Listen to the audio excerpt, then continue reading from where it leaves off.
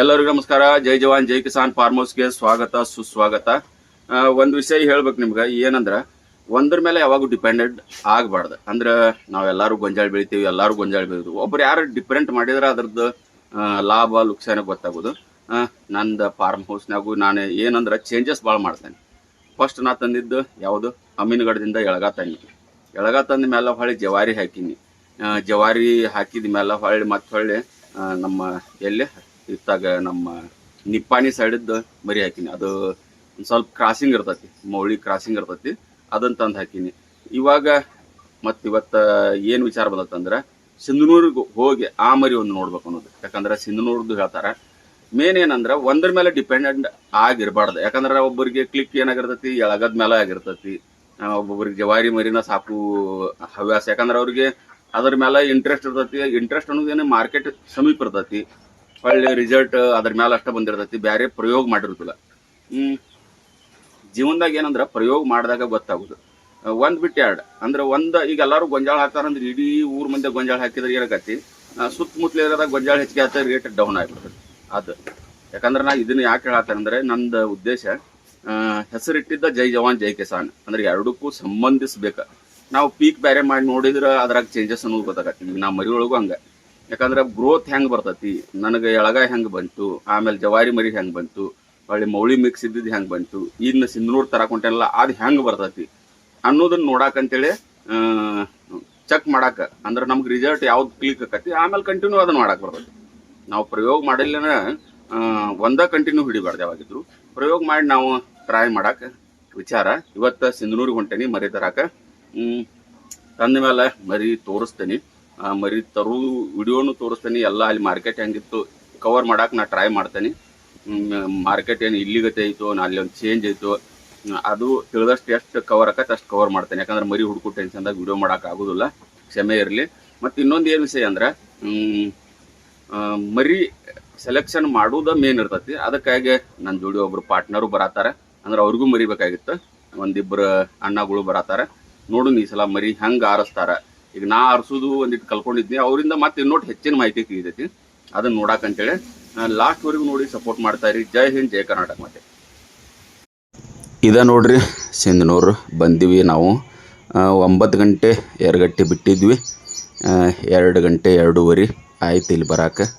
ಬಂದಮೇಲೆ ಚಾದ ಅಂಗಡಿಗೆ ಇಳಿದಿವಿ ಫಸ್ಟ್. ಯಾಕಂದ್ರೆ ಚಹಾ ಕುಡ್ಯಾಕ ಭಾಳ ಬೇಸರ ಆಯ್ತು, ಭಾಳ ದೂರ ದಾರಿ ಆಕತಿ. ಆದರೂ ಟೈಮ್ ಪಾಸ್ ಆಯ್ತು. ಯಾಕಂದ್ರೆ 4-5 ಜನ ಇದ್ವಲ್ಲ, ಮಾತಾಡ್ಕೋತ ಟೈಮ್ ಪಾಸ್ ಮಾಡ್ಕೋತ ಬಂದ್ವಿ.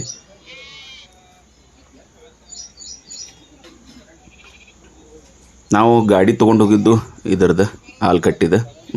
ಡ್ರೈವರು ಭಾಳ ಚಲೋ ಇದ್ರು, ಬೆಸ್ಟ್ ಮನುಷ್ಯ ಮಾತಾಡೋಕೆ. ಮತ್ತು ಇದು ನೋಡ್ರಿ ಇಲ್ಲಿ ಮಾರ್ಕೆಟ್ ರಾತ್ರಿನ ಶುರು ಆಯ್ತು. 3 ಗಂಟೆಗೆ ಅಂದ್ರೆ ಮಾರ್ಕೆಟಿಂಗ್ ಶುರುವಾಗಿತ್ತು. ಯಾಕಂದ್ರೆ ರೇಟು ನಡೆದಿದ್ದು, ಹೊಳ್ಳಿ ತೊಗೊಳಕ್ಕೆ ಹೋಗ್ತಿದ್ರು. ಆದರೆ ನನ್ನ ಜೊತೆ ಅಣ್ಣಗಳು ಬಂದಿದ್ರಲ್ಲ, ಇಷ್ಟು ದೊಡ್ಡ ಬ್ಯಾಡ್ತಾಳ್ರಿ ಸ್ವಲ್ಪ ಇನ್ನೊಂದಿಟ್ಟು ಮರಿ ಕೂಡಲಿ ಅಂದ್ರೆ ನಾವು ಒಂದಿಟ್ಟು ಬೆಳಕಾದ ಕೂಡಲಿ ಅಂದ್ರೆ ಸ್ಟಾರ್ಟ್ ಮಾಡಿದ್ವಿ ನೋಡೋಕೆ. ಮರಿ ಮಾತ್ರ ಫುಲ್ಲು ಕುಡಿತ್ತು. ಆದರೂ ಮಾರ್ಕೆಟ್ ಒಂದಿಟ್ಟು ಅಪ್ ಇತ್ತು. ಯಾಕಂದ್ರೆ ಮರಿ ಸೈಜ್ ನೋಡಿದ್ರೆ, ರೇಟ್ ನೋಡಿದ್ರೆ ತೊಗೊಳೋರು ಒಂದಿಟ್ಟು ಜನ ಜಾಸ್ತಿ ಆಗ್ಯಾರಲ್ಲ, ಅದಕ್ಕೆ ಮರಿ ಡಿಮಾಂಡ್ ಮಾತ್ರ ಐತಿ. ಸಿಂಧನೂರದ್ದು ಒಂದಿಟ್ಟು ಹೆಚ್ಚಿಗೆ ಅನ್ಸಾಕೈತಿ ನನಗೆ. ಯಾಕಂದರೆ ಬೇರೆ ಕಡೆ ಅದು ನೋಡಿನಲ್ಲ, ಹೆಚ್ಚಿಗೆ ಅಂದ್ರೆ ಭಾಳ ಹೆಚ್ಚಿಗೆನೂ ಅಲ್ಲ. ಒಟ್ಟು ಮರಿ ತಕ್ಕರ್ಕಿನ ಒಂದು 100 ರೂಪಾಯಿ ಮಾತ್ರ ಒಂದು ಮರಿಗೆ, 100-200 ಹೆಚ್ಚಿಗೆ. ಅದು ಆ್ಯಕ್ಚುಲಿ ಮರಿ ಏಳ್ಸಾಕು ಕಾರಣ ಒಂದು ಮರಿಗೆ 3 ಮಂದಿ ಮಾರಿಸುವಾರು ನಿಂತಿರ್ತಾರೆ, ಅಂದ್ರೆ ನಡು ಕಮಿಷನ್ದಾರ. ಅವರು ಒಂದಿಟ್ಟು ರೇಟ್ ಹೆಚ್ಚಿಗೆ ಮಾಡ್ತಿರ್ಬೋದು, ಬಟ್ ಮರಿ ಅಷ್ಟೇನು ರೇಟ್ ಅಲ್ಲವು.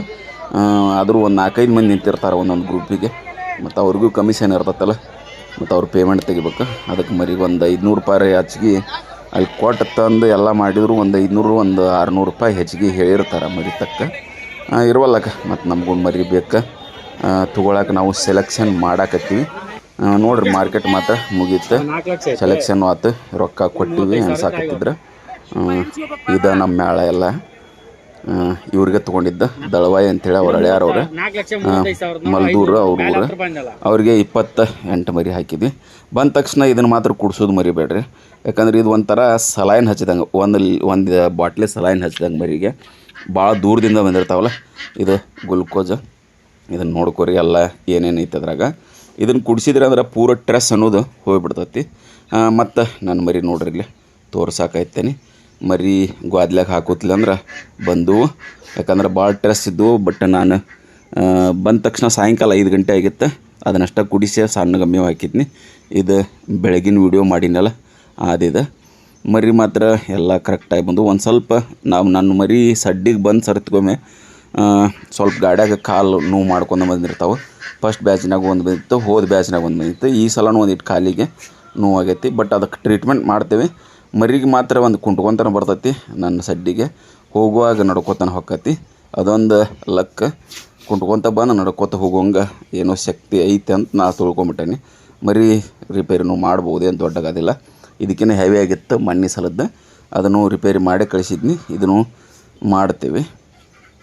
ನನ್ನ ಜವಾರಿ ಮರಿ ನೋಡಿದ್ರಲ್ಲ, ಗಡ್ಡ್ಯಾಗ ಮಾತ್ರ ಸೂಪರ್ ಬರತ್ತಾವ. ತಿಂದು ರೆಸ್ಟ್ ಮಾಡಾಕತ್ತಾವ ನೋಡ್ರಿ. ಈಗ ಒಂದಕ್ಕಿಂತ ಒಂದು ಗ್ರೋತ್ ಹೊಳೆ ಗಡ್ಡ್ಯಾಗೂ ಚಂದ ಅದಾವ. ಮತ್ತು ಮರಿ ಮಾತ್ರ ಒಂದು 2 ಇಟ್ಕೋತೇನೆ ಅಂದಿದ್ನಿ.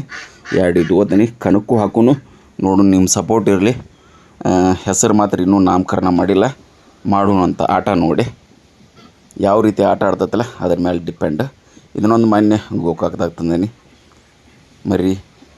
ಇದು ಚಲೋ ಐತಿ. ಗಡ್ಡ್ಯಾಗ ಅಷ್ಟಿಲ್ಲ, ಬಟ್ ಗಡ್ಡಿ ಒಮ್ಮೆ ಕಿತ್ತಾರ, ಈಗ ಕಿತ್ತ ಟ್ರೈ ಮಾಡೋಣ. ಇವರು ನಮ್ಮ ಬೆಸ್ಟ್ ಫ್ರೆಂಡ್ ನದಾಪ್ ಅಂತೇಳಿ.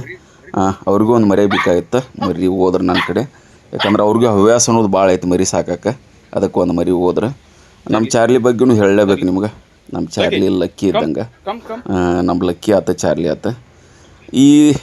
ಈ ಗುಳಿಗೆ ಮಾತ್ರ ನಾನು ಮರಿ ಯಾವ ಒಂದು ಸ್ವಲ್ಪ ಕಾಲು ನೋವು ಇದು ಇರ್ತಾವಲ್ಲ ಅದಕ್ಕೆ ಯೂಸ್ ಮಾಡೋದು. Super result ಐತಿದು.